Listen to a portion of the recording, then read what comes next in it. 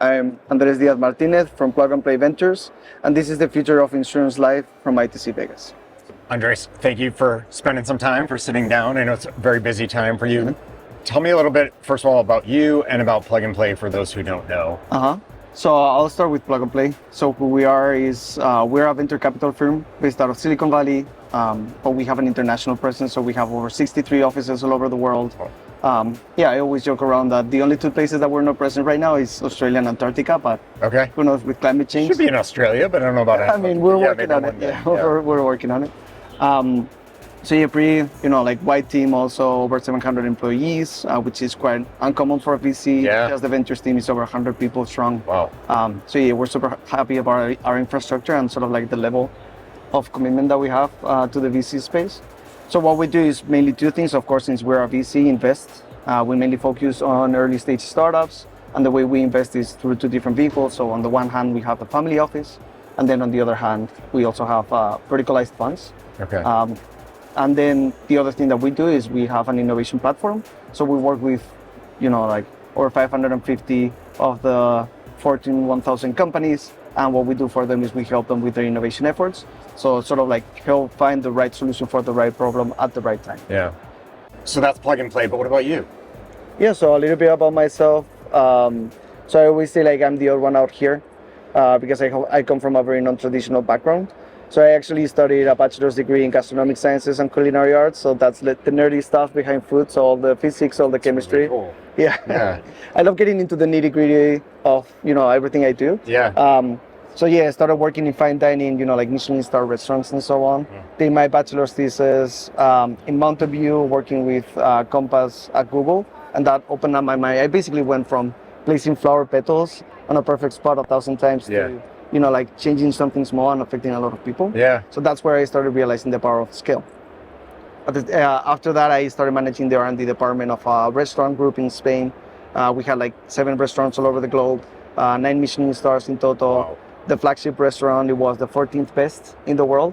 So that was quite an experience, around creativity and innovation. So I wanted to test it out for myself. I started 2 startups of my own. They were doing well, but they were not scaling as fast as I wanted. So decided to put them on hold, moved to Sweden to study a master's degree in entrepreneurship. And that's what got me to learn more about VC, corporate venture capital, different innovation tools that large corporates can use. And that's when I started learning more about Plug and Play and decided to make the move. So coming to an event like ITC, I imagine it's companies that you have a relationship with that are exhibiting on the show floor or what have you. Maybe it's a bit of scouting and seeing what's out there. Is that what is this for you? What are you spending your time with here? Yes, good question. So for us, as you mentioned, scouting, of course, we're actually quite proud that we know most of the startups that are here already. Since we invest in early stage startups, that's our work. And I'd say probably 90% of the startups that are here at ITC, we already know. But it's still good, to get that 10% that we might not know. Of course, put a face to the people that we only met online. That's always good.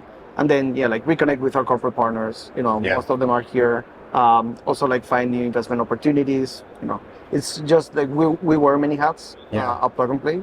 And I'm here, to sort of spread the good word of Plug and Play and try to, connect with genuine good people. And I will say for anyone who's well, that sounds egotistical for you to say, but actually Plug and Play is quite different kind of culturally as a VC. And it is, for anyone who's been in the startup scene, in insurance and the other verticals that you focus on, it is really well known amongst the community. So it has a different feel than I don't know, not big bad VC, but big money coming around looking to invest.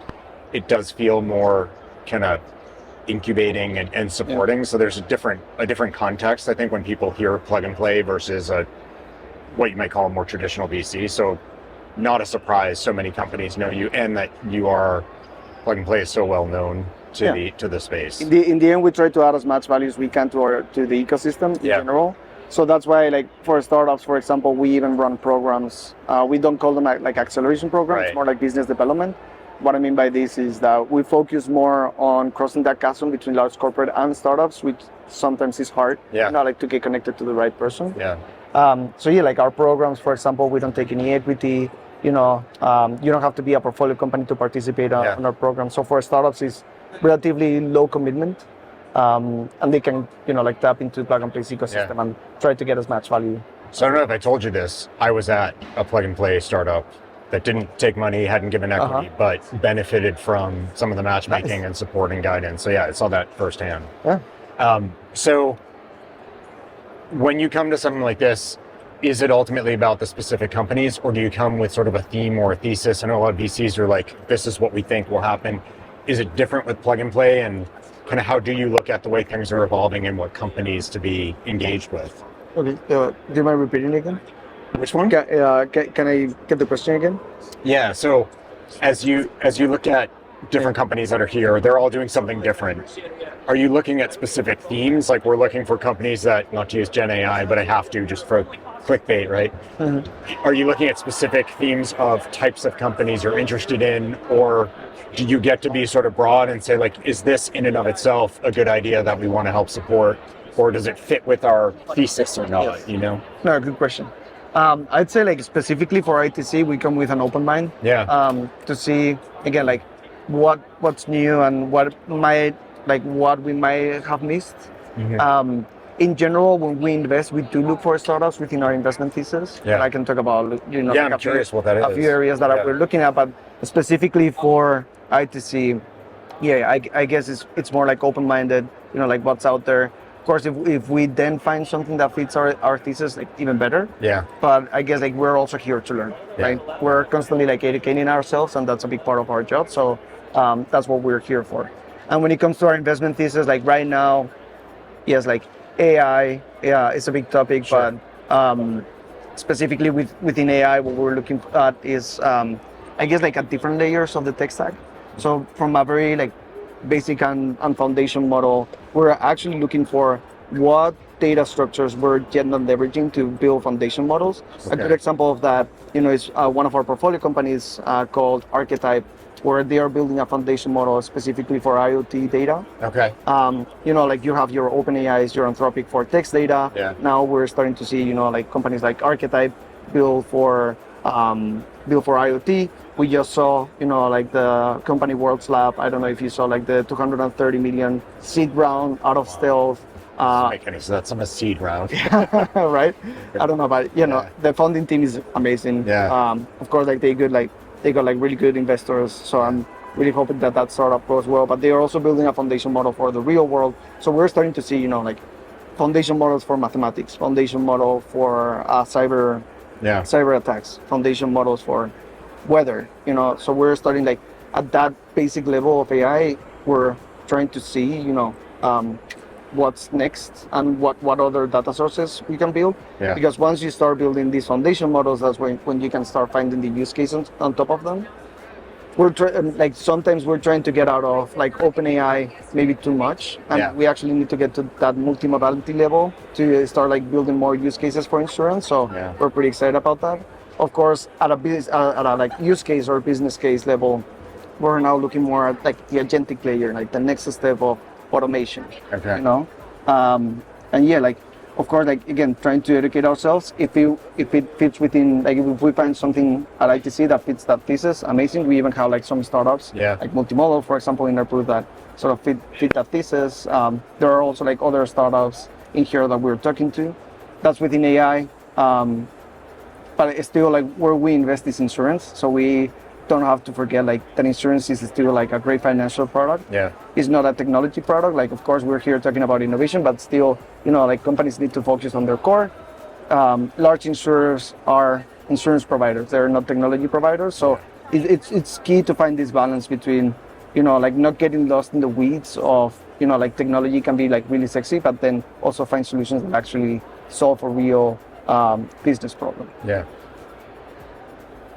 You must have guidance or advice from everything that you've seen, maybe for startups in particular. What would you say to startups maybe that come from outside of insurance that are looking to find success in it? Anything you would tell them, like, here's what you need to be mindful of, or guidance or advice that you would have for startups out there? Yeah, that's a great question. I guess for those that don't come from, like, an insurance background or don't know much about, like, the insurance space, I'd say patience is key. Yeah. Insurance moves slow. It pains me to say this, but that's a fact. Yeah. So sales cycles are very long. It's hard to find the right person that you need to be speaking with. Yeah. So that's why, we try to add that value from plug and play's perspective. Insurance companies are very large companies. Yeah. And they have multiple different teams that sometimes don't talk to each other, so it's tricky to also navigate the politics. Yeah. So yeah, patience is key. Be ready for long sales cycles, but also be extremely focused on what value your company is adding, and be able to really pitch it and really demonstrate it. Value, not technology. Yes, Yeah. exactly. Yeah. Yeah. So once you're able to define that, and once you're able to demonstrate it easily, then that's when probably all these large insurers are going to be able to start testing the technology, demonstrating within the organization the value that it brings, and that's when you'll start seeing more and more traction. Do you have any guidance for insurers as they look at startups and technology solutions, things that you wish that they did better or were more open to or knew before going in so they could have a more successful engagement with a startup? Yeah, great question. And that's also what we do at Plug and Play. Yeah. We work both from the startup side of things and the corporate side, right? So we're facing this problem of large corporates struggling to actually work with the startups. Yeah.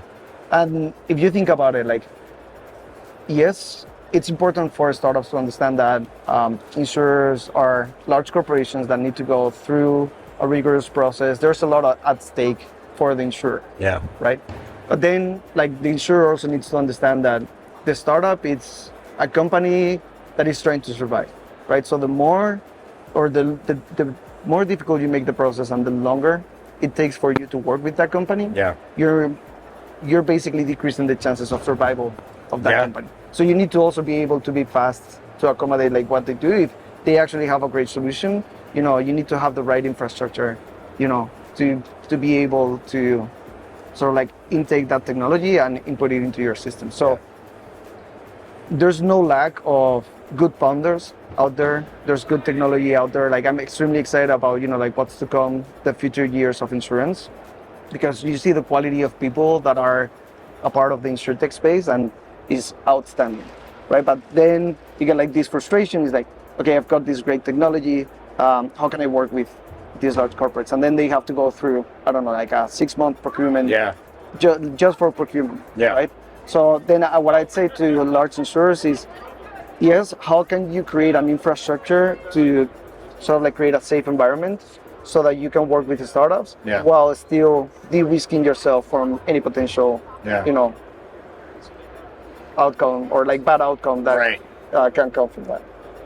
It's a real trick because you've got your risks you need to manage and you're creating a tremendous risk that one way runs out and then you put all that work in for nothing. Yeah, exactly. So for example, we're working with one of our portfolio companies like Naya One, helping these large insurers create this safe environment to test out technologies so that you can test it there. You don't you can bring in either your own data without any PII, or you can use the synthetic data existing in this platform, test out the technology there, and if it works, then you can bring it into your own system. So you can sort of skip some of the processes to be able to move fast, which is what startups need. Yeah. I don't want to keep you from helping the industry, so I want to thank you for the time today. It is really, there's a message on both sides, and I love that you get to play with both of them and see that there's an innovation need, there's an education need for the startups, but also for the entire industry on how to work with those startups and get value and benefit from those relationships. Andres, thank you so much for the time today. Of course.